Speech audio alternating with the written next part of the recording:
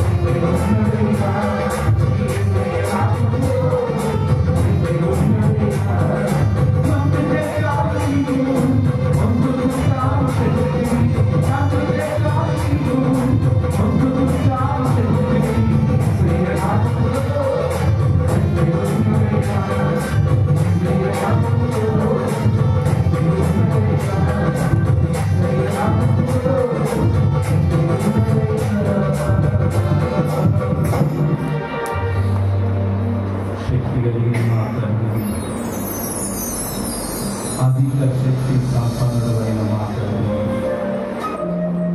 ఏమిస్తే నేను ఆశించుకుంటాను. నీ శక్తి నా జీవితం మీద ప్రభావితం దాచుంటే నా బ్రతికేమని పేరు నేను ఎక్కడుండేవాడు అన్నైనా నీ శక్తితో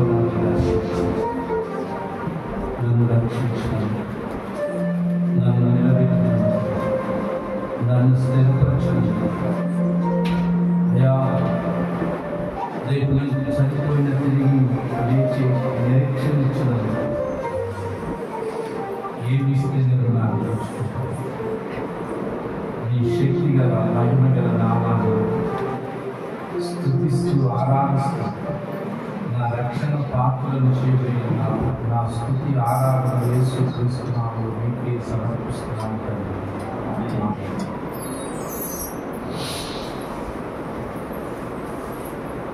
కూర్చుందాం. దేశంలో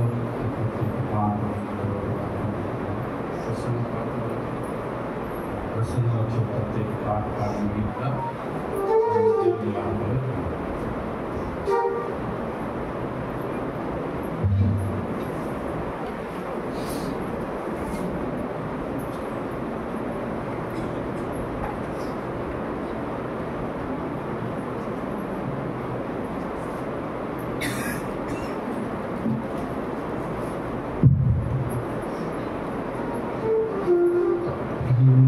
విడచి నీ ప్రేమ మరచి నేనెటు పోగలను దేవా.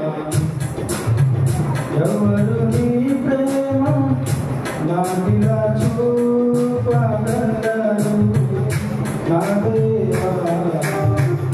నా ప్రభువా నా దేవా నా ప్రభువా.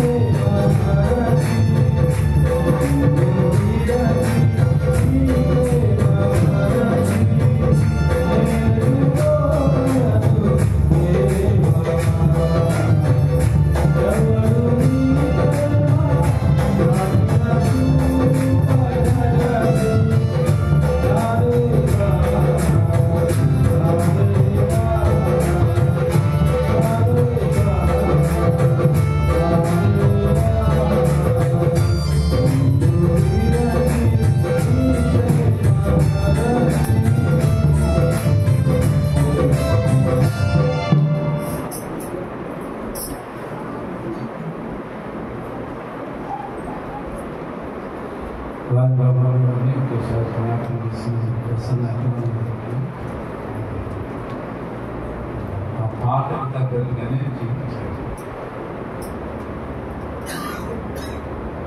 గూడూరులో మీటింగ్స్ జరిగినాయి. క్యాన్సర్ ట్రీట్మెంట్ తీసుకోవడానికి రాయగూడూరు వెళ్ళాలి. గూడూరు నుండి వరుసగా స్వార్థ చెప్పుకుంటే రాయగూడూరు నువ్వు విడిచి నీ ప్రేమ మార్చింది అలాగే లేదు మాకు ట్రీట్మెంట్ వచ్చాను. తిరిగి మేము వెళ్ళి తీసుకొస్తూ స్వార్థ తీసుకొస్తూ వెండి రొట్టెలు చేస్తున్నాం. చాలా గొప్ప జరిగింది. ఈరోజు వారిని జ్ఞాపకం చేసుకుంటాను. దేవుని వాక్యంలోనికి వెళ్దాం. ప్రకటన గ్రంథం 2వ అధ్యాయం.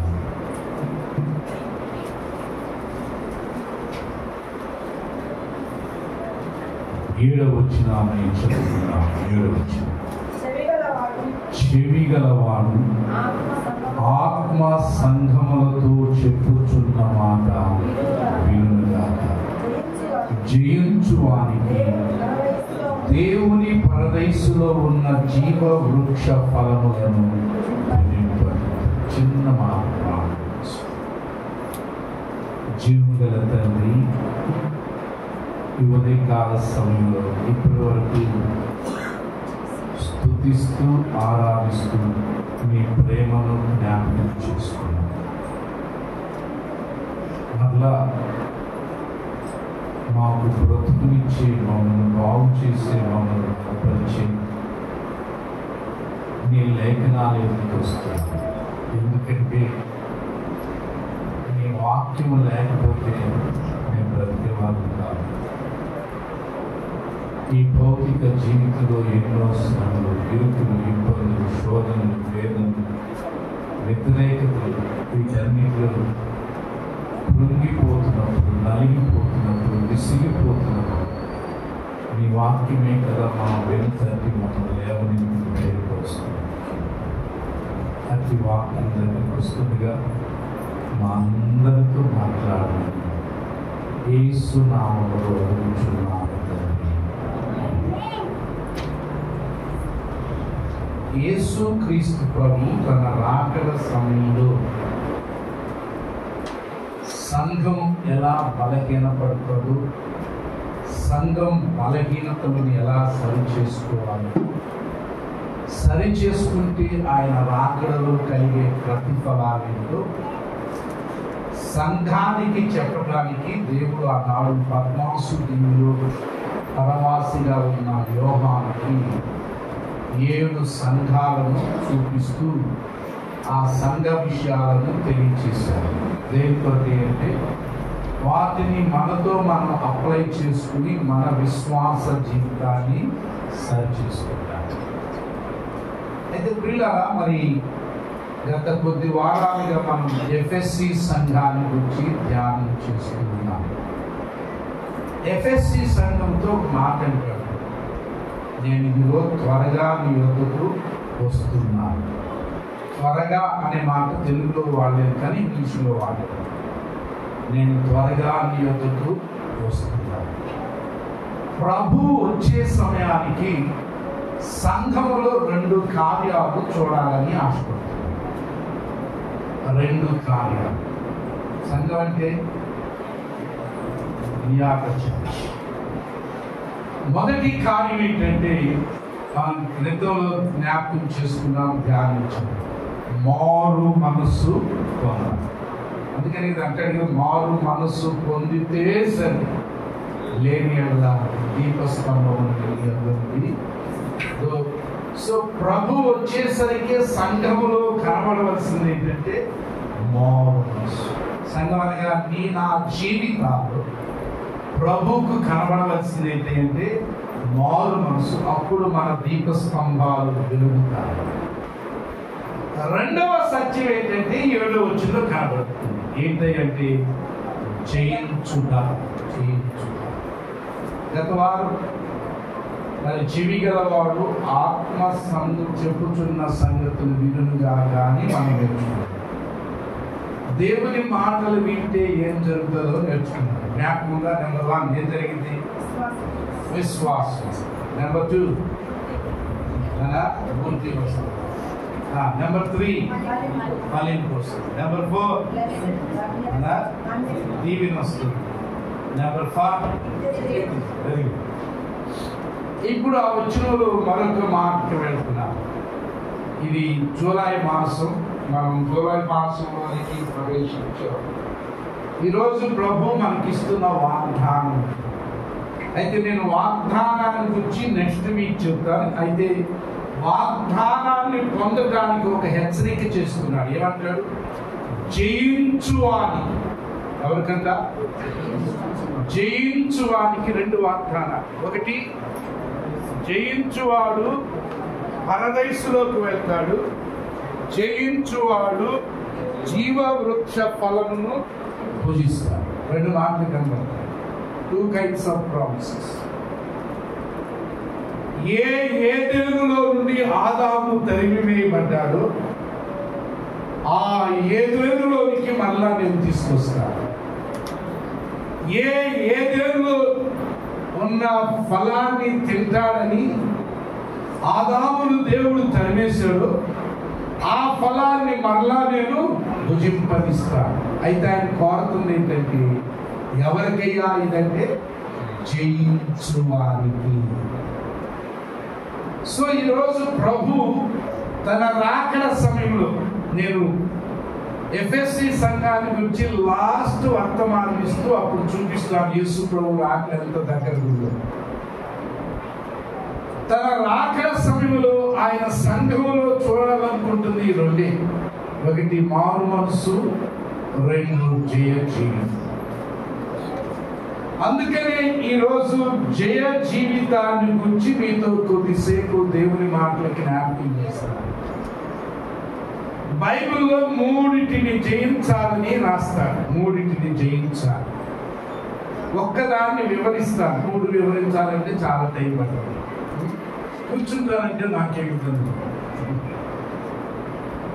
సేవకులకి ఒక బిరుదు ఉంది. వాళ్ళని మైకి దగ్గర ఆపలేరంట, ఆకు దగ్గర ఆపలేరు. సేవకుల్ని మైకి దగ్గర ఆపలేరంట, ఆకు దగ్గర ఆపలేరు. సేవకులు ఒక్క చికెన్ కూర ఇస్తూ ఒప్పుకోరు, ఇంకేమున్నాయో కళ్ళు అని చెప్తూ ఉంటాయి ఆ డబ్బాలు. అందుకని మీరు కూర్చుంటారంటే బ్రహ్మాండం కూర్చుంటారు కదా. అయ్యా నువ్వు వండుకునే కొడితే నీ వాడతావు. ఒక్క విషయాన్ని వివరిస్తాను. అయితే మూడు చూపిస్తాను. ముందు రేపు ప్రవచించే సమయాన్ని బట్టి రాబోతున్న వారాల్లో ధ్యానం చేసుకుంటాం. బైబిల్లో చెప్పిన మూడు విషయాలు చూడండి. మొదటిగా యోహాను రాసిన మొదటి పత్రిక 5వ అధ్యాయం 4వ వచనం చదువు. యోహాను రాసిన మొదటి పత్రిక 5వ అధ్యాయం 4వ వచనం. దేవుని మూలముగా పుట్టిన వారందరూ ఏం చేయించారట? నెంబర్ 1 ఏమండి? దేవుని మూలముగా పుట్టిన వారందరూ అంటే మారు మనసు పొందిన వారందరూ, క్రొత్త జన్మ పొందిన వారందరూ ఏం చేయించాలంట? లోకాన్ని చేయించాలి. నెంబర్ 1.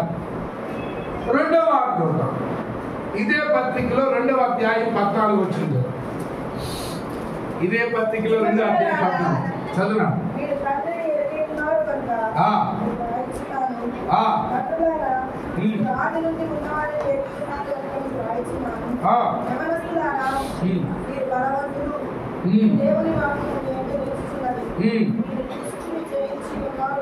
ఎవరు జయించారుగా? రెండవ మాట, దుష్టుణ్ణి జయించాలి. ఇప్పుడు చాలా మంది విశ్వాసులు పడిపోతున్నారు, విశ్వాసులు సేవకులే పడిపోతున్నారు దుష్టుని. ఏమండి? ఒకటి లోకాన్ని జయించాలి, రెండు దుష్టుణ్ణి జయించాలి. మూడో విషయం చెప్తా. రోమా పత్రిక 12వ అధ్యాయం 21వ వచనం చదువు. రోమా పత్రిక 12వ అధ్యాయం 21వ వచనం చదువు. కీడు వలన జయింపబడక మేలు చేసి కీడును. నెంబర్ 3 ఏం జయించాలట? కీడును జయించాలి. అన్ని చెప్తాను, ఒక్కొక్కటి వివరంగా చెప్తాను. సో లోకమును జయించాలి, దుష్టుని జయించాలి, కీడును జయించాలి. వీటిని జయించిన రోజు దేవుని వాగ్దానాలు మన జీవితంలో నెరవేర్పులోనికి వస్తాయి. కండిషనల్. జయించువానికి, జయించుట అనే మాట ప్రకటన గ్రంథంలో 11 సార్లు కనపడింది. నేను తెల్లవారుజాము 4 గంటలు వేసి ఈ 22 అధ్యాయాలు చదివాను. 22 అధ్యాయాలు చదివి జయించుట అనే మాట ఎక్కడెక్కడ ఉంటుందో అండర్లైన్ చేసుకుంటాను. 11 సార్లు కనపడింది. ఈ 11 సార్లు కనపడిన దగ్గర ఏముందో తెలుసా? జయించువానికి పరదేశంలో ఉన్న జీవవృక్ష ఫలాన్ని భుజింపనిస్తాను, జయించువానికి రెండవ మరణం వల్ల ఏ హాని కలగదు, జయించువానికి అంటూ వెనకాల ఏం రాశాడు అంటే ప్రామిస్ రాశాడు, వాగ్దానం రాశాడు. సో ఈ మాటను బట్టి నాకు అర్థమైంది ఏంటంటే 11 సార్లు కూడా జయించువానికి అంటాడు, వెనకాలే ప్రామిస్ వస్తుంది. సో దేవుని వాగ్దానం మనం సంపాదించుకోవాలంటే విశ్వాస జీవితం ఏం కావాలంటే మనకి జయించాలి. ఏం జయించాలి అంటే వాక్యం చెప్తుంది. లోకాన్ని జయించాలి, దుష్టుని జయించాలి, కీడుని జయించాలి. సరే, నేను ఈరోజు లోకాన్ని గురించి చెప్తాను. లోకం జయించడం అంటే ఏంటి అసలు? ఏమండి? ఇప్పుడు వెళ్దాం. యోహాను రాసిన మొదటి పత్రిక 2వ అధ్యాయం 16వ వచనం. లోకములో ఉన్నదంతయు అనగా శరీరాశ, నేత్రాశ, జీవకుడంబం. బాగా అర్థం చేసుకోండి. 15వ వచనం కూడా చదువుతున్నాను. ఈ లోకమునైనను లోకములో ఉన్న వాటినైనను ప్రేమింపకుడి. ఎవడైనను లోకమును ప్రేమించిన ఎడల తండ్రి ప్రేమ వానిలో, అంటే తండ్రి ప్రేమ మనలో పని చేయాలంటే లోకాన్ని జయించాలి. లోకాన్ని జయించడం అంటే ఏంటి? ఇప్పుడు 16వ వచనంలో చెప్తాడు. లోకములో ఉన్నదంతయు శరీరాశ, నేత్రాశ, జీవకుడం. దాని గురించి చాలా క్లియర్ గా రాస్తాడు ప్రియులారా. ఆ కంటిన్యూషన్ లో ఏమంటాడు తెలుసా? తండ్రి వలన పుట్టినవి కావు, అవి లోక సంబంధమైనవి. లోకమును దాని ఆశయు ఏమవుతుందట? గతించును. సో ఇప్పుడు ఆలోచిద్దాం. లోకాన్ని జయించడం అంటే 3 విషయాలు. 1 శరీరాశ, 2 నేత్రాశ, 3 జీవకుడ. ఈ 3ను జయించగలిగిన రోజే మనం లోకాన్ని జయించాం. నీకు అర్థమవుతుందా? చూపిస్తాను, ఎగ్జాంపుల్స్ చూపిస్తాను. రైట్, ఈ 3ని జయించలేని వారు ఓడిపోయారు. ఈ 3ని జయించిన వారు ఏమండి? మరి దేవుని లిస్టులో లేరు, కొట్టేశాడు దేవుడు. ఈ 3 జయించిన వారు ఆత్మీయ జీవితంలో పడిపోయారు. ఈ 3ని జయించిన వారు దేవుని దృష్టిలో వారి సిగ్నిఫికెన్స్ కోల్పోయారు.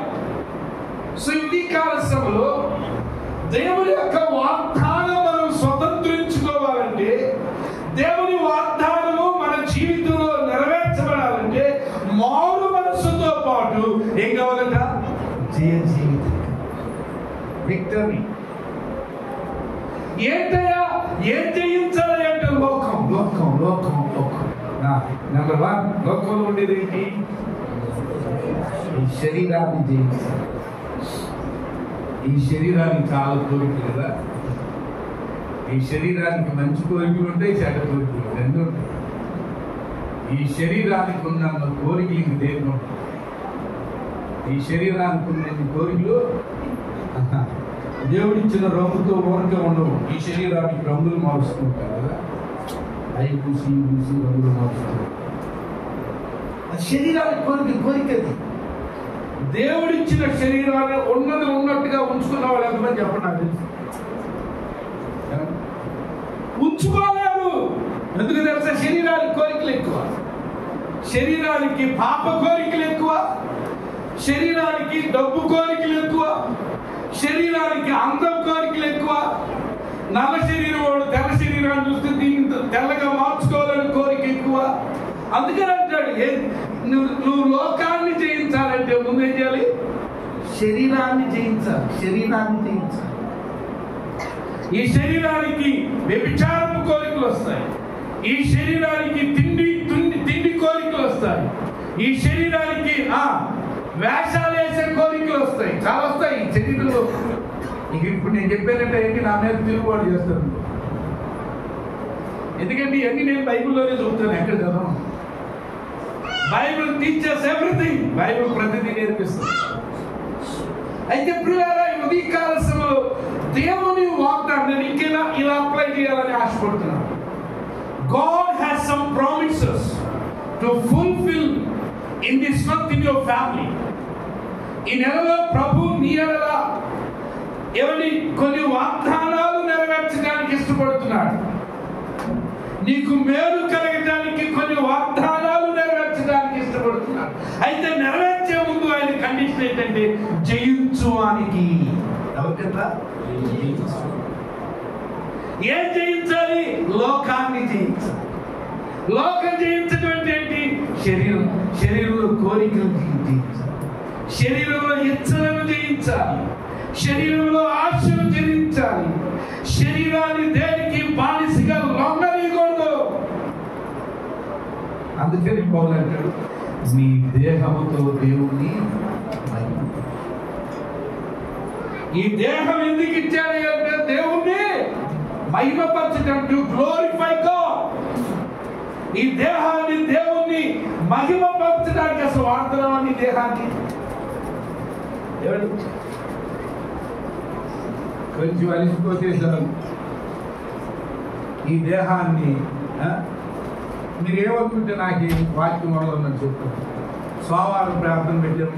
ఇప్పుడు మొన్న నాకు చాలా మంది ఫోన్ చేసి, అయ్యా ఆదివారం నుండి ఆదివారం వరకు 8 రోజులంతా మీటింగులు, 8 రోజులు రావాలా పాటలు పాడటానికి? నేను 8 రోజులు గాంధీ మందిరం దగ్గర ఉచితంగా 1 లీటర్ థమ్సప్ ఇస్తున్నారు. 8 రోజులు వెళ్దామా? వెళ్ళవద్దా?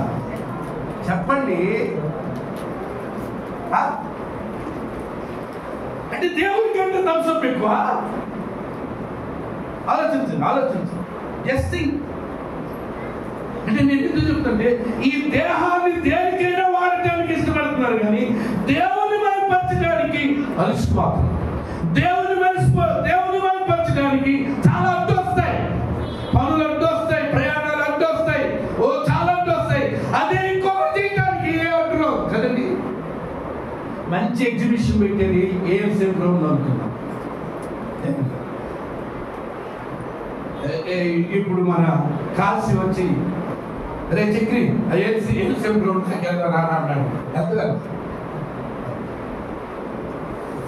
ఒక రోజు అయింది. 2వ రోజు వచ్చి, ఒరే అక్కడేదో బలి ఉందంటే చూద్దాం రాని వచ్చి ఆవరణ పిలిచాడు. 2వ రోజు వెళ్తారు. ఎటు రాలేదు వెళ్తారు. మరి ఏం సింగిల్ మీటింగ్ దొరుకుతుంది కదా, వాక్యం మరి చెప్తుంది వెళ్దామా? అప్పుడు డౌట్ కూర్చున్నాడు తలకి.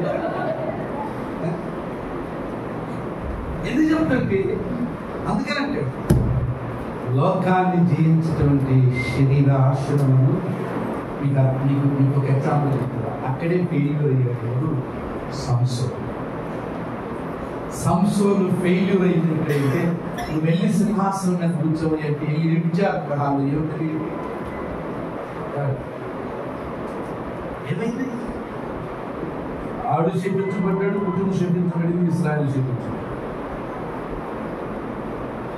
కూర్చోవయ్యా సింహాసనం మీద తీసుకొచ్చి ప్రభు అంటే మీకు అర్థమవుతుందా? దేవునికి మన ఎడలో ఉండే కోరికలు చిన్నవి కాదు. He wants to keep it high. అందుకనే యెషయా ప్రవక్త మాట అంటాడు, మీ తలంపులు వేరు, ఆయన తలంపులు వేరు. భూమికి ఆకాశం ఎంత ఎత్తుగా ఉందో ఆయన ఆలోచనలు మన ఎడల అంత ఉన్నతంగా ఉంది. ఆయన ఆడ కూర్చోబెడతారంటే ఎక్కడి వ్యభిచార గృహాలు ఎక్కడికి? అందుకని లాస్ట్కి ఏమయ్యాడు చెప్పండి? గుండోడి దాగోని దేవాలయాలు 2 ఎవరు వేసారు? వ్యభిచారే. ఇలా దగ్గర చేరాడు. నెగిలినట్టు డబ్బు ఇచ్చారు. వ్యభిచారులు అమ్ముడు పోతారు. డబ్బు ఇచ్చారు ఫీజులు. 2 కళ్ళు లోడేశారు. లోడేసినాక ఏమయ్యాడన్న? దేవుడు మంచి ఫిజిక్ ఇచ్చాడు కదా, మంచి ఫిజిక్ ఇచ్చాడు. అసలు సంసోను చూస్తుంటే భయపడే రూపం ఇచ్చాడు, కోరుకునే రూపం ఇచ్చాడు. 2 ఇచ్చాడు. బైబిల్ చదవడం కాదు. సంసోను చూస్తే ఎవడైనా వీడు పెళ్లి చేసుకుంటే మళ్ళీ ఉంటుంది అన్న రూపం ఇచ్చాడు. సంసోను చూస్తే అమ్మో వీడి జోలికి వెళ్ళకూడదురా అన్న రూపము ఇచ్చాడు. 2 ఇచ్చాడు. నేను బైబిల్ చదివితే అర్థమవుతుంది. కానీ ఏం జరిగింది? 2 కళ్ళు పోయి గుడ్డోడి దాగోని దేవాలయంలో తిరగి అంతకంటే సిగ్గు చూపించుకోండి.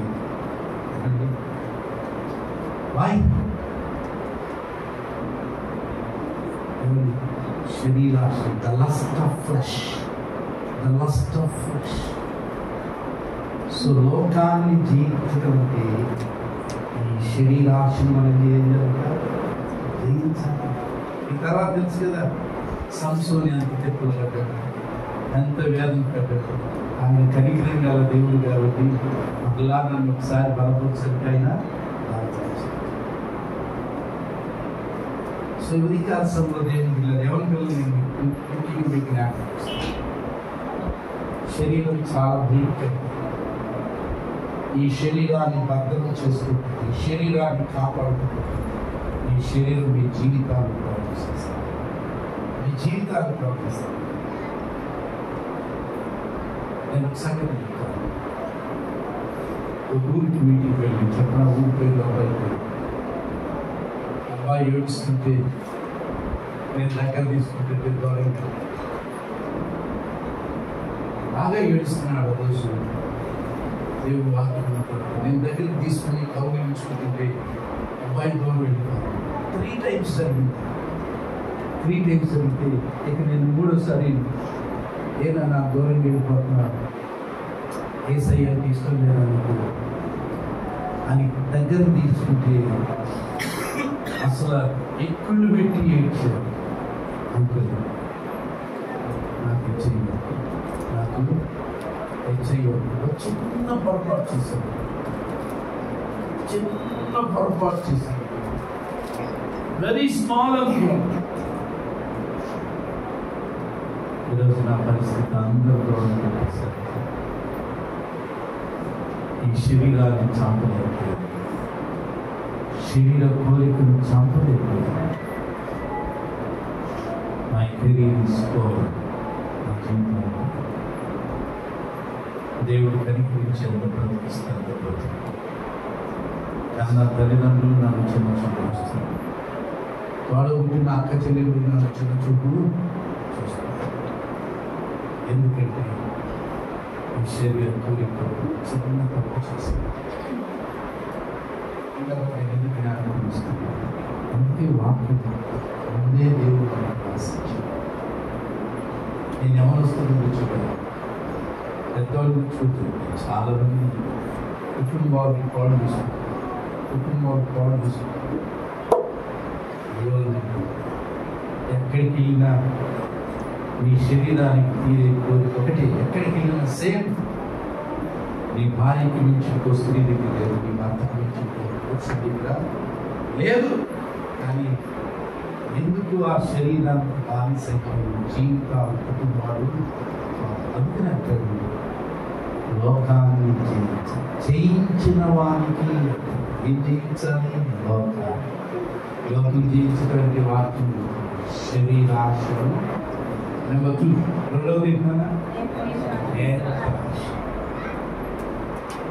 ఈ కన్ను చూసిన రోజులా కావాలంట కదా నీకు. అది పొందుకునే స్తోమత ఉన్నా లేకపోయినా చూసిందల్లా కావాలి. ఈ కన్ను చాలా డేంజర్. ఈ కన్నును జాగ్రత్తగా చూసుకుంటే జాగ్రత్త ఉంటుంది. ఎందుకంటే యేసుప్రభువు అని చెప్పాడు కన్ను గురించి. చూద్దాం, మత్తయి సువార్త 6వ అధ్యాయం 22వ వచనం. దేహమునకు దీపము ఏంటంట? కన్నే కనుక నీ కన్ను తేటగా ఉండిన ఎడల నీ దేహమంతయు వెలుగుమయమై ఉండును. నా చదువునా?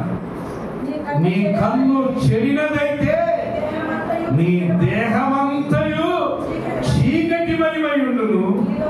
నీలో ఉన్న వెలుగు చీకటి అయి ఉండినలా చాలా చెప్తుంది.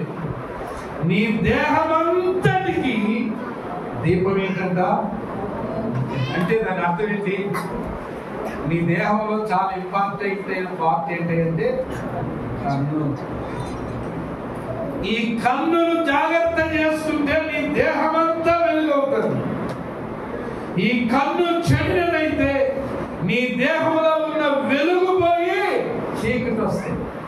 పిల్లరా, అందుకని జ్ఞాపకం చేస్తుంది. దేవుని వాగ్దానం ఎవరికైనా అంటే జయించిన వాడు.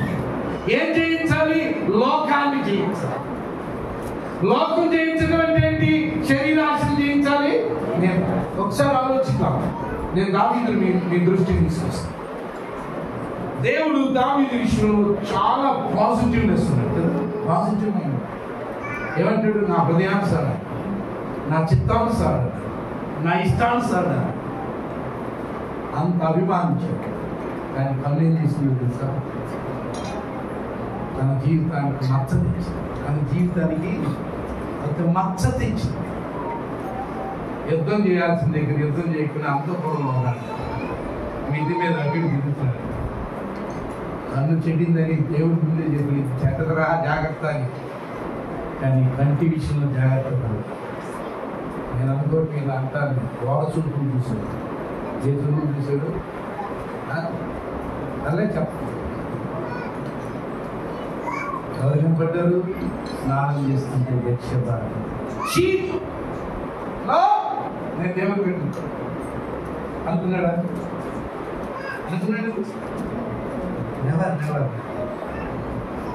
ఏమని ఆ కన్ను దోషం ఎంతవరకు దిగజార్చిందంటే దావీదుని తనది కాని భిక్షబాను తన సొంతం చేసుకుంది.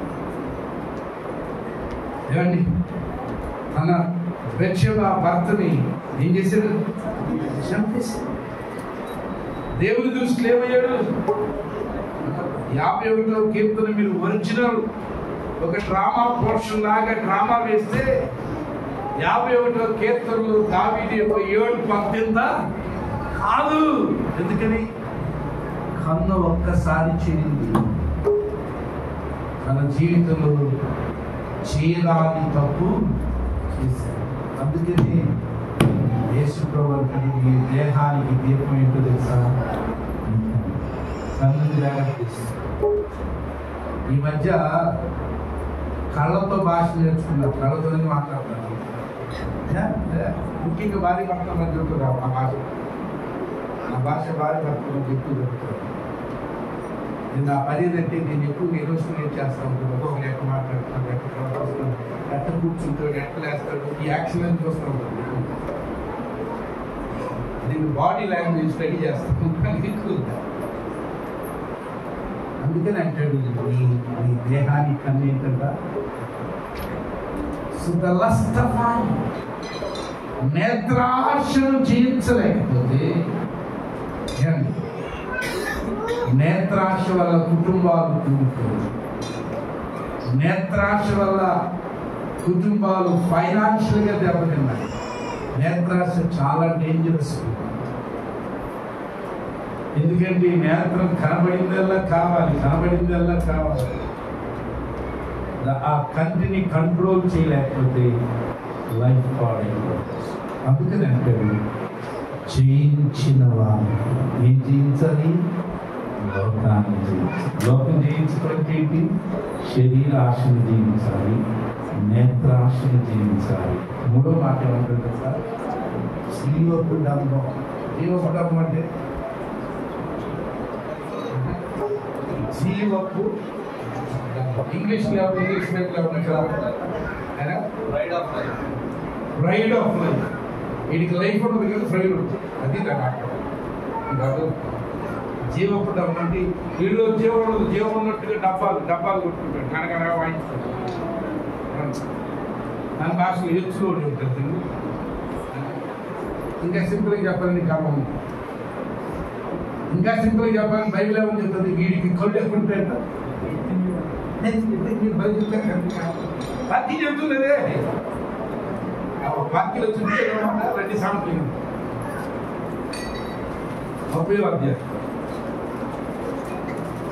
సామెతల గ్రంథం 30వ అధ్యాయం 11వ వచనం నుండి చదువు.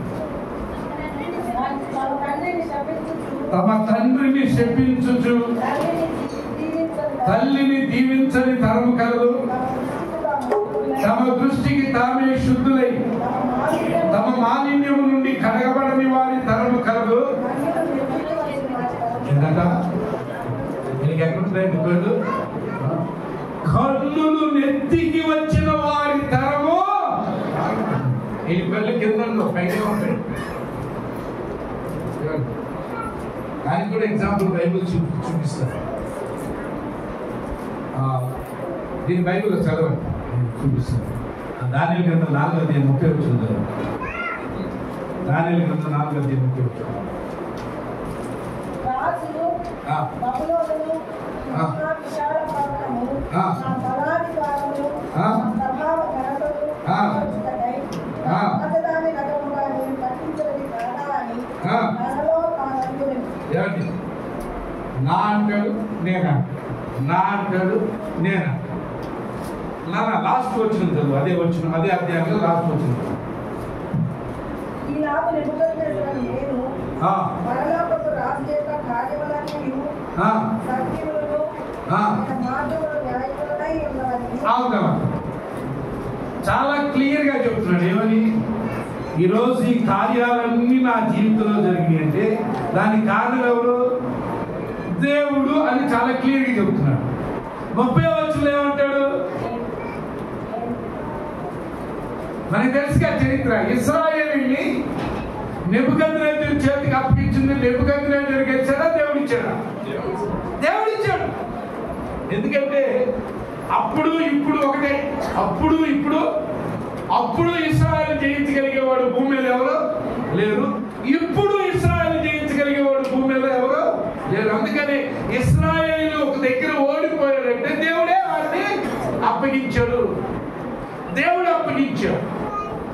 దేవుడు కనపరిచాడు నెబుకద్నెజరు. దేవుడు దీవించాడు నెబుకద్నెజరు. దేవుడు హెచ్చించాడు నెబుకద్నెజరు.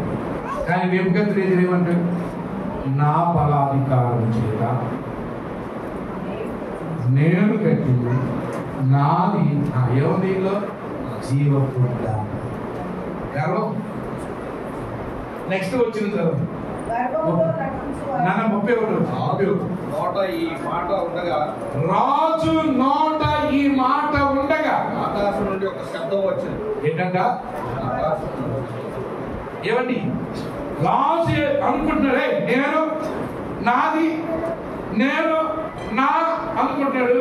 సడన్ గా పెద్ద సౌండ్ వచ్చేసి సౌండ్ లో ఏమేమి పడుతుంది? రాజుకు నెబుకద్నెజరు ఇదే నీకు ప్రకటన, ఇదే నీకు ప్రకటన. నీ రాజ్యం నీ యొద్ద నుండి తొలగిపోయాను. నీ రాజ్యం నీ యొద్ద నుండి తొలగిపోయాను. తమ యొద్ద నుండి మనుషులు నిన్ను తరిమేదారు. ఏమండి? మనుషులు చేత తరవబడిన రాజు ఎవరంటే నెబుకద్నెజరు. మనుషులు తరిమేస్తారు రాజు, కానీ మనుషులే రాజును తరిమేశారంట. ఎంత భయంకర చదువురానికి.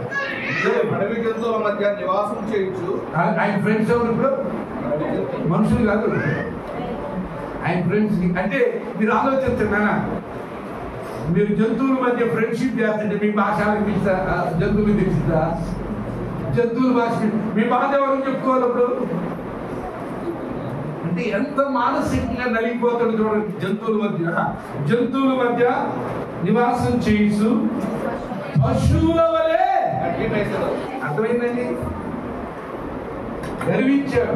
జీవపడ్డ అమ్మో. అందుకనే కింద ఇప్పుడు చదవండి, లాస్ట్ వచ్చింది. ఇప్పుడు చదవండి. గర్వముతో నటించు వారిని అర్థమైపోయింది. అయ్యగారికి అర్థమైపోయింది. గర్వించాడు. గర్వించినాక బయట మీరు ఉండడానికి లేదురా. గర్వంతో ఉన్న వాళ్ళు మనుషుల మధ్య ఉండరు, వాళ్ళు జంతువులు. అంటే ఇప్పుడు గర్వాన్ని దేవుడు జంతువులు వచ్చాడు. అందుకని అప్పుడప్పుడు మనల్ని ఒక గాడిద, ఒక కోతి, ఒక కుక్క అని తిడతారు. మనల్ని తిడతారు అప్పుడప్పుడు. అమ్మ నాన్న ఎందుకు తిడతారో అని నాకు ఈ వాక్యం చేత అర్థమైంది. ఎందుకంటే ఎప్పుడు తిడతారు మనల్ని? కొంచెం గర్వంగా ఇంట్లో ప్రవర్తించినప్పుడు తిడతారు. జంతువు పేరు పెట్టి తిడతారు. ఎందుకంటే గర్వించిన వాడు అందరినీ దేవుడు జంతువు పోచాడంటే జంతువుతో పోచాడు. మీకు అర్థమవుతుందా? అందుకని గర్వించు వారిని నాకు ఏం చేస్తాడంట? అనపశక్తిగా అంచేస్తుంది. ఎక్కడ చాలా అసలు ఇక్కడ ఇంకో విషయం చెప్తాను. మనిషి గర్వించేది 3 చోట్ల. మనిషి గర్వించేది 3 చోట్ల. 9వ అధ్యాయం 23వ వచనం. 9వ అధ్యాయం 23వ వచనం చదవండి. యెహోవా ఇలాగు సెలవిస్తున్నాడు, జ్ఞాని తన జ్ఞానమును బట్టి, శూరుడు తన శౌర్యమును బట్టి అతిశయింపకూడదు. ఐశ్వర్యవంతుడు మనుషుడికి గర్వం ఎక్కడ వస్తుందో ఏమండి? జ్ఞానము, బలము. ఇప్పుడు కొంచెం ఆలోచించండి. ప్రస్తుతం మన మధ్యలో గర్వంగా ప్రవర్తించే వాళ్ళు ఆలోచించి ఈ మూడే ఉంటాయి.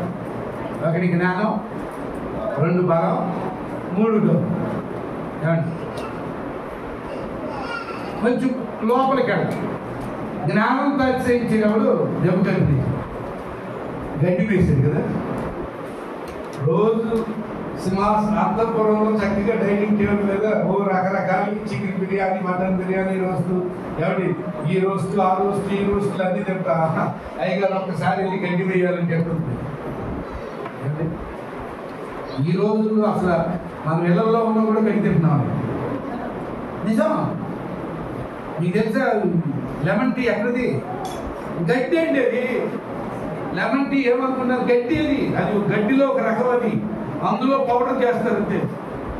నేను ఆర్డర్ ఇచ్చాను, బెంగళూరులో ఆర్డర్ ఇచ్చాను. ఇప్పుడు వస్తే నేను వచ్చినా చూపిస్తాను. గడ్డి అది. లెమన్ టీ తాగుతున్న వాళ్ళందరూ గడ్డి వేసినట్టే, అంతేగా. ఈ రోజుల్లో దేవుడు తెలియకుండానే దేవుతున్నాడు మనం. ఏమండి? జ్ఞానాన్ని బట్టి అతిశయించాడు కాబట్టి.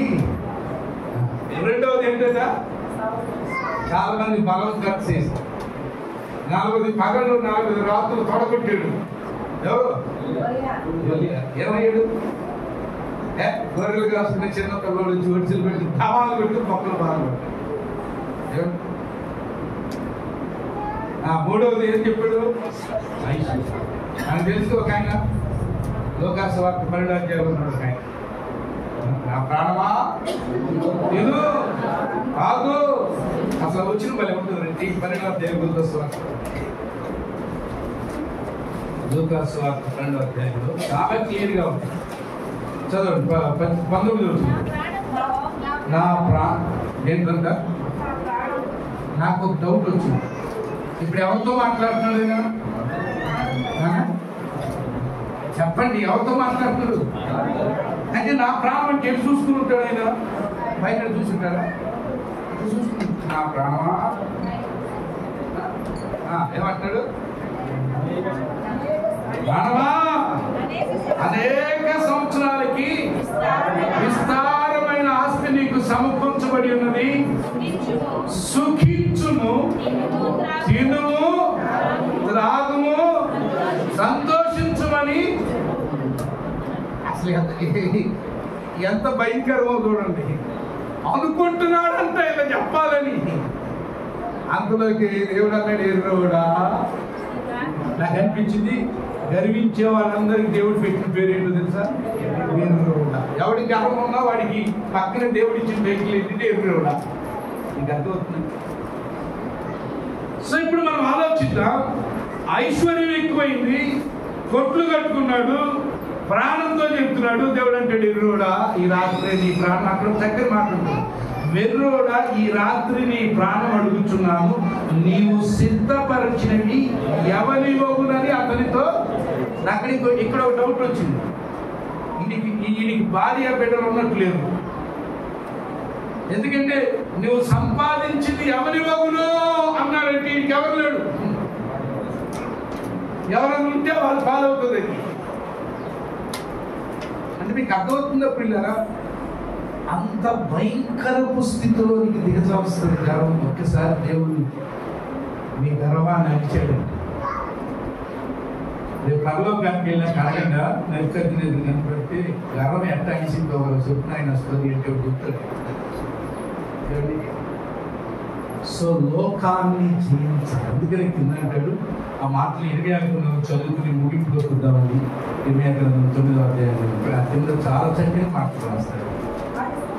చదువునండి. 24 వచ్చి అతిశయించువాడు దేని బట్టి అతిశయించుకోవాలనగా భూమి మీద కృప చూపుచు నీతి న్యాయములు జరిగించుచున్న యెహోవాను నేనే అని గ్రహించి నన్ను పరిశీలనగా తెలుసుకున్నను బట్టి అతిశయించువాడు.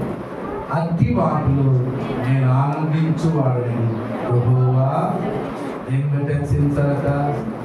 ప్రభు తన కృప చూపి ఏమండి సత్యాన్ని నిజదేవుణ్ణి ఉన్నట్టు సత్యం వైపు మనల్ని ఆకర్షించి సత్యములో నడిపిస్తున్నాడు. ఆ కృపామయుడైన ప్రభు మనకిస్తున్న బలాన్ని బట్టి, మనకిస్తున్న జ్ఞానాన్ని బట్టి, మనకిస్తున్న ఐశ్వర్యాన్ని బట్టి ఆయన దర్శించాలి. థ్యాంక్ యూ అని చెప్పి బాగుండేది. నేను మీకు ఎప్పుడో స్టోరీ చెప్తాను, గుర్తు చేసేది మళ్ళీ ఆ స్టోరీ గుర్తు చేస్తాను. ఒక ఆయన ఆస్తిపరుడు ఇట్లాగే పొలం పండించుకుంటాడు. ఈయనలాగే ఆ సంవత్సరం ఈయన కూడా పొలం చాలా పండింది. ఈయన కూడా ఆ సంవత్సరం పొలం చాలా పండింది. ఎంత పండిందంటే ఆయన కొట్లు ఆయన పండిన పంట కూర్చుకోవటానికి స్థలం లేదు. అందుకని కొత్త కొట్లు కట్టి అదేలాగా ఆయనకి పంట చాలా పండింది. పండితే తెచ్చుకున్నాడు, ఎక్కడెక్కడ పెట్టాలో పెట్టాడు. ఇంకా ఉంది వాటి వాళ్ళు అన్ని పాత్రలు, కొత్త పాత్రలు అన్ని కూడా వాటిలో దాగి. ఈ సైడ్ లేదు కానీ మాకు బాపట్ల గుంటూరు జిల్లాలో ఏం చేస్తారంటే భూమిలో ఉంటుంది. గుంటతోవి పాత్ర కడతారు, గుంటతోవి గుంటలో పోసేస్తారు. ఆ గుంట నిండా గడ్డి వేస్తారు. ఆ గడ్డిలో పోసి మళ్ళీ గడ్డితో కప్పి దాన్ని చక్కగా ఒక ఇల్లు లాగా నీట్గా పెట్టేస్తారు. అది సాంప్రదాయం. ఏమంటే అట్లా చేశాడు. చేసి ఒక రోజు ఆ పంట బాగా పండి ఏదో అమ్ముకుని ఏదో చేశాడు. మార్కెట్కి వెళ్ళి మంచిగా చికెన్ తెచ్చుకున్నాడు. మంచిగా చికెన్ తెచ్చుకున్నాడు. మంచి బిర్యానీ చేసుకున్నాడు. చికెన్ బిర్యానీ చేసుకున్నాడు. చికెన్ రోస్ట్ చేసుకున్నాడు. పల్లెల్లో భోజనం చేసేది ఎక్కడ తెలుసు కదా, బయటకు వచ్చి కూర్చుని వరండాలో కూర్చుని ఉంటారు. పల్లెల్లో ఇళ్లలో కూర్చుని ఉంటారు. ఎందుకంటే వాళ్ళు గాలి కావాలి, గాలి కొరకు. ఎందుకంటే ఇప్పుడంటే ఏసీలు ఫ్యాన్లు వచ్చినాయి. అందుకని వాళ్ళు బయట గాలి కొరకు వరండాలో ఇట్లా ఈ ఎవరికైనా ఏమంటారు ఇట్లా దించుతారు కదా, పంచ కింద దించుని తింటారు. ఈడు ఆ రోజు చికెన్ బిర్యానీ చేసుకుని చికెన్ రోస్ట్ చేసుకుని ఆ ప్లేట్ నిండా పెట్టుకొచ్చి పంట కింద కూర్చుని ఆ పంచ కింద కూర్చున్నాడండి. ప్లేట్ వేసుకుని ప్లేట్ ముందు ఈ క్రైస్తవుడు లాగా ఉన్నాడు. ప్రభు నీకు ప్రార్థన చేయడానికి మొదలుపెట్టాడు. అంతకు ముందంతా ఎప్పుడు ప్రార్థన చేసినా ప్రభువా నేను ఇచ్చిన ఆహారానికి వందనాలని చెప్పేవాడు. ఆ రోజు ఎందుకు బుద్ధి పుట్టిందో పాపం, అయ్యా ఇది నా కష్టాలు, నేను సంపాదించి ఇక నేను ఎవరికి పెట్టను, నేనే తింటాను అని ఎంత బలం నాకు అని వాడికి వాడు పొగుడుకుంటున్నాడు. నీలాగా నా ప్రాణమా నేను తాగన్నట్టు వీడు పొగుడుకుంటున్నాడు. చివరికి అంతానికేమో ఆమెనే అన్నాడు. మళ్ళా అంతానికేమో ఆమెనే అన్నాడు. ఆమెనని ఆశగా తిందామని ముందు చూస్తే ప్లేట్ లేదా, ఏంట్రా ఎవరు వచ్చారో నాకు ఇటు చూస్తే ఆయన బజార్లో ఒక్క తింటా ఉన్నాడు. ప్లేట్ తీసుకెళ్ళి అర్థమవుతుందా అంటే ఉదయం రాసం నుంచి జ్ఞాపకం చేస్తుంది. ఏది కలిగినా ఇది ప్రభు వల్లే, దేవుని వల్లే నాకు కలిగి. ఒక అద్భుతమైన రహస్యం ఏంటంటే మనిషిని ముందు సృష్టించాడా, సృష్టిని ముందు సృష్టించాడా? ఎందుకని మనిషి సఫర్ కాకూడదు. ఏమండి, ఏదెను తోటను ముందు సృష్టించారా, ఆదామును ముందు సృష్టించారా? ఎంత మంచి దేవుడు మనకు అర్థం కాక దేవుడిని లెక్క చేయకుండా జీవిస్తాం. దేవుడు మాట వినకుండా జీవిస్తున్నాం. We are not understanding God. దేవుడు మన ఎడల ఆయనకున్న ఆలోచనలు, తలంపులు, ప్రణాళికలు ఎంత ఉన్నతమైనవో మనకు అర్థం కాక మనం ప్రవర్తిస్తున్నామండి. ఎవ్రీథింగ్. నేను ఇక్కడ సందర్భం వచ్చింది కాబట్టి నాకు ఒక 5 నిమిషాలు టైం ముగిస్తాను. బైబిల్ 4 సార్లు సృష్టి జరిగినట్టుగా బైబిల్ నేను బైబిల్ చెప్తే 4 క్రియేషన్స్. మొదటి క్రియేషన్ దేవదూతల సృష్టి, రెండవ క్రియేషన్ మనుషుల సృష్టి, మూడవ క్రియేషన్ నీతిమంతుల సృష్టి, నాలుగవ క్రియేషన్ నూతన ఆకాశము నూతన దాని కొత్త యెరూషలేము. 4 క్రియేషన్స్. మొదటి క్రియేషన్ ఎవరు? దేవదూతలు. ఇంటికి చదువుకోండి, 28వ అధ్యాయంలో అక్కడ అసలు క్రియేషన్ ప్రారంభించారు. అయితే ఆ క్రియేషన్ ఎందుకు నిలబడలేదో తెలుసా? ఆ క్రియేషన్ ఎందుకు నిలబడలేదు తెలుసా? చదవండి. హెచ్కేల్ గ్రంథం 28వ అధ్యాయం 16 వచ్చింది. హెచ్కేల్ గ్రంథం 28వ అధ్యాయం 16 వచ్చింది. అయితే నీకు కలిగిన విస్తారమైన వర్తకము చేత లోపల నీవు అన్యాయము పెంచుకుని పాపము చేయించు వచ్చింది కనుక దేవుని పర్వతం మీద అగ్ని పర్వతం మీద ఉండకుండా నేను నిన్ను అపవిత్రపరిచితిని. ఆశ్రయముగా ఉన్న కెరూబు కాలుచున్న రాళ్ళ మధ్య నువ్వు సంచరింపవు. ఎవరీడు?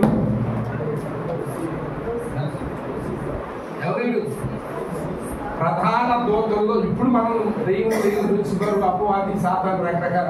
అప్పుడు ఆ పేరు కాదు, ఆ పేరు లూసిఫర్. 7 ప్రధాన దూతలు ఉన్నారు, వారిలో ప్రధాన. అసలు వీడి పని ఏంటో తెలుసా? 2 పనులు. ఒకటి సంగీతం, రెండో పని ఏంటో తెలుసా? యెషయా గ్రంథం 14వ అధ్యాయం 12 వచ్చింది. యెషయా గ్రంథం 14వ అధ్యాయం 12 వచ్చింది. ఎవరంటే వీడు? తేజో నక్షత్రమా మేఘవచ్చు. అంటే మీకు అర్థమైందా? తేజో నక్షత్రం అంటే మీకు అర్థమైందా? మనిషి సృష్టిలో భూమి మీద వెలిగి ఉండడానికి దేవుడు ఏం చేశాడు? చంద్రుని, సూర్యుడిని, నక్షత్రం. అప్పుడు మనుషులు సృష్టిగా ఈ భూమి మీద కలగక ముందు సృష్టికి వెలిగించినాడు ఎవరు తెలుసా? ఈడే. అందుకని బైబిల్లో మీరు కొరింథీ పత్రికలో అంటాడు, వాడు వెలుగుతూతో వేషం వేసుకుని. ఎందుకు తెలుసా? దేవుడు వాడికి ఇచ్చిన న్యాచురాలిటీ ఏంటంటే వెలుగు, ప్రకాశించడం. అందుకనే తేజో నక్షత్రం అని అక్కడ వెలిగింది. ఇప్పుడు చెబుతాం. లోపల విస్తారమైన వర్తకము చేత లోపల ఏం చేసేటంటే పాపం పెంచుకున్నాడు. ఏ పాపం? ఇప్పుడు చదవగా యెషయా కంటిన్యూ. నక్షత్రమా మేకువ చుక్క, నువ్వు ఇట్లు ఆకాశం నుండి పడితివి, నరకబడితివి, నేను ఆకాశములకు ఎక్కిపోయేను. దేవుని నక్షత్రములకు పైగా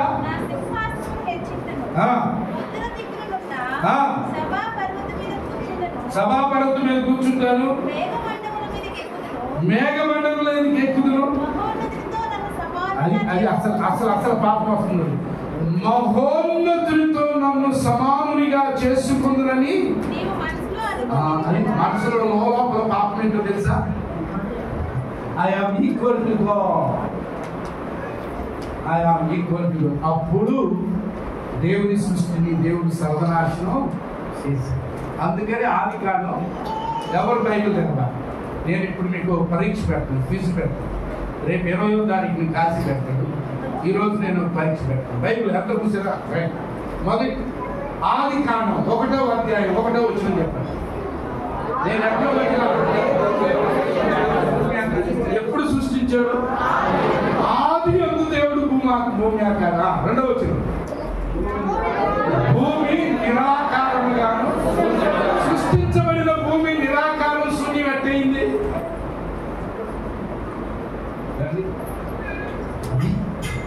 The creation was started by the angels. వాడు లోపల పెంచుకున్న పాపాన్ని బట్టి ఏమైంది? సృష్టిని దేవుడు సర్వనాశనం చేశాడు. అప్పుడు సెకండ్ క్రియేషన్ స్టార్ట్ చేశాడు. అందుకని దేవుని ఆత్మ జలముల పైన అల్లాడుతుంది. సో సెకండ్ క్రియేషన్ జాగ్రత్తగా అర్థం చెప్తాను స్టోరీ ఏంటంటే గర్వం ఎంత భయంకరంగా పనిచేస్తాం. అందుకని వాడు సంగీతం, అందుకని పాటలు పాడేవాళ్ళు జాగ్రత్తగా ఉండాలి. ఎందుకంటే వీళ్ళు పాడేవారే కాదు, పాడయ్యేవారు కూడా. ఎక్కువగా సంఘాల్లో పాడేవారే పాడవుతారు. మీరు గమనించండి. కావాలి పాడేవారికే లవ్ స్టోరీలు ఎక్కువ ఉంటాయి. నేను ఓపెన్గా చెప్తున్నాను, నాకేమి ఇబ్బంది. ఎందుకంటే చాలా సంఘాల్లో చాలా కోయిల్లో చూశాను, అందుకని చెప్తున్నాను. ఎందుకంటే పాడే లూసిఫర్ నాయకులు పాడైపోయాడు. అందుకే పాడేవాడిని అందరూ పాడు చేయడానికి వాళ్ళలో దొరకతాడు. ఎందుకంటే ఆకాశం నుండి వస్తావాడు నా పార్టీలో ఎంతమంది చేస్తారని కొంతమంది దేవదూతల కిందకి తీసుకొచ్చాడు. అందుకే ఎఫెసీ పత్రికలో అన్నాడు ఆకాశమందు దురాత్మల వాడు కొంతమందిని తీసుకొచ్చాడు. పాడేవాడు పోయి పర్వతం నుండి భూమి మీద పాపపు కొయ్యలు పాడటానికి తీసుకొచ్చాడు. ఇది అర్థమవుతుందా? అందుకంటే పాడేవాళ్ళు జాగ్రత్తగా ఉండాలి. ఎందుకంటే పాడేవాళ్ళకి నాకు గొంతు అందరూ వింటున్నారు లేదా, నన్ను గుర్తిస్తున్నారు లేదా అనే కొంచెం ఈగో ఎక్కువ ఉంటుంది పాడేవాళ్ళు. పాడేవాళ్ళు పొరపాటు చిన్న మాట అంటే రేపు మళ్ళీ ప్రాక్టీస్కి రాదు. తెలుసుగా ఇవన్నీ చూసి అనుకున్నాను. అందుకే చెప్తున్నాను. ఏమండి వీడు ఏం చేశాడు? తీసుకొచ్చి ఇప్పుడు జాగ్రత్తగా రెండవ సృష్టిలో మనిషిని పెట్టాడు. రెండవ సృష్టిలో మనిషిని పెట్టిన తర్వాత వీడు ఎవరిని మృంగుతున్నా అని వెతుకుతున్నాడు. ఫస్ట్ వీడు మూడు ఆయుధాలు వాడతాడంట. ఫస్ట్ మీరు ఇంటికి వెళ్తాను ఇక్కడ నేను చెప్తే టైం లాగేస్తాను. ఇది ఇట్లాంటి బైబిల్ క్లాస్ అయితే చాలా చెప్తాను. వీడు ముందు మూడు ఇన్స్ట్రుమెంట్స్ వాడతాడంట మనుషులు వాడుకుంటాడు. ఒకటి గాలం, 2 ఊర్లు, 3 వలలు. హబక్కు గ్రంథం 1వ అధ్యాయం 15వ వచనం ఉంటుంది. ఈ మాట గాలం వేస్తాడు, ఊర్లు ఊగుతాడు, ఏమంటే వల. దాదాపు 80% ఆఫ్ మనుషులు గాలానికే పెడతారు. 80% ఆఫ్ ప్రజలు గాలానికే పెడతారు. ఎందుకంటే గాలానికే ఉంటుంది ఎరబెడతారు. మనకి ఆ సరుకు ఎంత దరిద్రంగా ఉచితమని పరిగెత్తలేదు. అందుకని సామెత ఉచితంగా వస్తే పెనాలు కూడా తాగేస్తారు మనుషులు. సామెత నీకు అర్థమవుతుందా? అందుకని ఎరబెడతాడు. ఏం ఎరబెట్టాడు? ఏదేం తోటలు ఎరబెట్టాడు చెప్పండి. నేను ఎంత దేవునితో సమానంగా అవ్వాలనుకున్నానో అదే తీసుకొచ్చి పెట్టాడు. మీరు పండు తింటే దేవతలు అవుతారు. దేవత అనే మాట వాస్తవానికి దేవుడు అని అర్థం. అక్కడ బైబిల్ ట్రాన్స్లేషన్ లో బ్రాహ్మణులు మరి విలియం కేరీ ట్రాన్స్లేషన్ చేశారు కాబట్టి కొన్ని పదాలు తారుమారాయి. ఎందుకంటే ఎలోయి అని కొన్ని హీబ్రూ పదాలు ఉన్నాయి దేవుని గురించి. అక్కడ దేవత అంటే దేవుడు. అబ్బాయి ఈ పండు తింటే మీరు దేవుళ్ళు అవుతారు. అయిపోయి అమ్మగారు చేస్తారు. అక్కడ కూడా ఏమైపోయింది? అక్కడ కూడా పడుకుంటేసి అక్కడ నుంచి ఏమైంది? మళ్ళా సృష్టి పోయిందా లేదా? ఏమండి నోవా కాలంలో ఏమైంది? మళ్ళా సృష్టి అంతా నాశనం. మళ్ళా నోవా ఫ్యామిలీతో స్టార్ట్ చేశారు. నీతిమంతుల సృష్టి. ఎందుకంటే వాళ్ళ కుటుంబం పేరు నీతిమంతులు. ఆ తర్వాత ఏం జరిగింది? మళ్ళా గర్వం చోటు చేసుకుంటారు. అందుకని ఇశ్రాయేలీయులు వారి గర్వాన్ని బట్టి, వారి అవిధేయతను బట్టి, వారి అవిశ్వాసాన్ని బట్టి అరణ్యంలోనే ఇప్పుడు కూడా ఇశ్రాయేలీయులు గారిని తగ్గించుకుంటే యేసు ప్రభు వచ్చేస్తాడు. ఇప్పుడైనా ఇశ్రాయేలు తమను తాము తగ్గించుకుని యేసుక్రీస్తు దేవుడని గుర్తిస్తే రేపే వచ్చేస్తాడు యేసు ప్రభు. అది గర్వం ఎక్కువ, మాకంటే జ్ఞానం గలవాడు. ఎందుకంటే ప్రపంచ చరిత్రలో నోబెల్ ప్రైజ్ 80% ఎవరికి? ఇస్రాయేల్ దగ్గర అసలు బాంబు ఉంది. ఆ బాంబు వేస్తే ఈ భూమండలం అంతా ఒక్కసారి పేరు. మళ్ళా వాళ్ళ ప్రాంతం పేరకుండా కాపాడుకోగలిగే శక్తి మళ్ళీ వాళ్ళకి ఉంది, జ్ఞానం. కానీ గర్వం వల్ల ఏమైపోయింది తెలుసా? ఏమండి ఆర్ఐసి ఇస్రాక్ అయిపోయింది ఇస్రాయేల్. ఈరోజు ఎవరు మీరు ఆలోచించండి. ఐగుప్తులో నుండి బయటకు వచ్చినప్పుడు నుండి ఈ రోజు వరకు కూడా ఇస్రాయేల్ పని ఏంటి? యుద్ధమే యుద్ధం. ఒక్కరోజు కూడా ఎవరు ఎప్పుడు చూసినా కట్టుకోవడానికే మంచి అందమైన ఇల్లు కట్టుకుంటారు. నేను నీళ్ళు చూశాను కాబట్టి చెప్తాను. కానీ ఎక్కడుంటారు తెలుసా? బంకర్. ఎవరు 24 గంటలు సంతోషంగా ఇంట్లో 10 రోజులు కొడుకునేది. ఎప్పుడు ఎవరు బాంబు వేస్తాడని ముందు తల రాసుకోవడానికి బంకర్. ప్రతి ఇంటికి ఇట్లా బంకర్లు ఉంటాయి. నేను ఎందుకు చెప్తుంటే గర్వం అంతా ఇవన్నిటిని తీసివేసి రేపు 4వ సృష్టి చేస్తారు. అదే నూతన యేసుప్రభు డాక్టర్ వచ్చారు. దేవుడు పిల్లరా, అందుకని ప్రకటించారు. ప్రభు వచ్చేసరికి ఏం చూడాలయ్యా? నీలో ఏం కనపడాలంట? చేయించాలి. లోకాన్ని జయించాలి. ఎవరి లోకం జయించడం అంటే శరీరాశ జయించాలి, నేత్రాశ జయించాలి, జీవకుటంబం జయించాలి. దేవుని బిడ్డలారా, వీటన్నిటిని జయించడానికి మనకి సపోర్ట్ చేయడానికి లోకానికి వచ్చిన ప్రభు అయిన యేసు ప్రభు ఎందుకు వచ్చాడంటే చివరికి ఒక వచనం చదవచ్చు. నేను ప్రార్థన చేస్తాను. యోహాను సువార్త 16:33. యోహాను సువార్త 16:33. నా యందు మీకు సమాధానం కలుగునట్లు నా యందు మీకు సమాధానం కలుగుతుంది. ఈ మాటలు మీకు చెబుతున్నాను. ఈ మాటలు నేను మీతో చెప్తున్నాను. లోకములో మీకు శ్రమ కలుగును. లోకములో మీకు శ్రమ కలుగు, అయినను ధైర్యం తెచ్చుకోండి. అయినను ధైర్యం తెచ్చుకోండి. నేను లోకమును జయించి నేను లోకమును. ఎవరి టీంలో ఉండాలి జయించాలంటే చెప్పండి అన్న. ఇప్పుడు నా ప్రశ్న, నీ లైఫ్ ఏసై టీంలో ఉందా లేదా? ఏసైతో నీ జీవితం అంటు కట్టబడిందా లేదు? ఎందుకంటే లోకాన్ని జయించిన వాడు ఒకే ఒక ఆయన, ఈజ్ జీసస్. Is Jesus. లోకాన్ని జయించడం, ఎందుకంటే శరీరాన్ని జయించాడు, నేత్రాన్ని జయించాడు. ఇక అవన్నీ 4వ అధ్యాయం ఉంది కదా, మత్తయి సువార్త 4వ అధ్యాయం 3 సార్లు సాతానుడు శోధించాడు కదా. ఈ 3 సార్లు కనపడేది ఈ 3 నేత్రాశ, శరీరాశ, జీవము. ఆ 3 కనపడేది అక్కడ. ఆ 3టిని జయించిన వాడు ఎవరో తెలుసా? ప్రభు అయిన యేసుక్రీస్తు. అందుకని లోకాన్ని జయించిన వాడు నేనయ్యా, నా మెంబర్ రండి. అందుకే పౌలు గారు ఉన్నాడు, ఏమండి, సులువుగా చిక్కులు పెట్టి ప్రతి పాపమును భారమును విడిచిపెట్టి విశ్వాసమును కర్తయ్య దాన్ని కొనసాగించువాడైన యేసు వైపు చూస్తూ పందరంగంలో ఓపికతో ఆయన ఒక్కడే జయించేవాడు. జయించడం నేర్చుకోవాలంటే ఎక్కడికి వెళ్ళాలి? కంప్యూటర్ నేర్చుకోవాలంటే ఎక్కడికి వెళ్ళాలి? కంప్యూటర్ షాప్కి వెళ్ళాలి. అంతేనా? మ్యూజిక్ నేర్చుకోవాలంటే ఎక్కడికి వెళ్ళాలి? స్కూటర్ బాగు చేయడం నేర్చుకోవాలంటే ఎక్కడికి వెళ్ళాలి? Scooter mechanic. అంతేగా? కరెంటు పని చేయాలంటే ఎక్కడికి వెళ్ళాలి? ఎలక్ట్రీషియన్ దగ్గర. అలాగే లోకాన్ని జీవించాలంటే ఎక్కడికి వెళ్ళాలి సార్? ఎందుకంటే లోకం జయించడం తెలిసిన వాడు. అందుకని ఉదయకాలంలో దేవుడు దాచిన ప్రతి వాగ్దానం మన సొంతం కావాలంటే ఏం చేయాలన్నారా? లోకాన్ని